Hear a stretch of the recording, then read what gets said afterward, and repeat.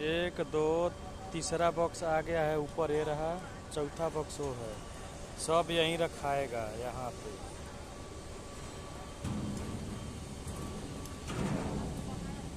L&T company है। Box ऐसे रखाते हुए आ रहा है, उधर से उधर से उधर से उधर से उधर से रखाते हुए आ रहा है। ऐसे रखाते हुए ऐसे ऐसे जाएगा।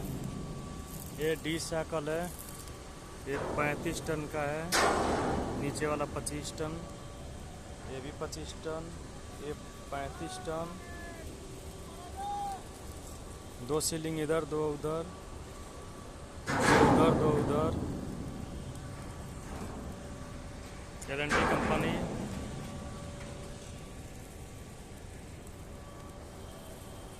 ये सब कोयला का खदान है इधर, जो पीला चट्टे से तोपे हुए है।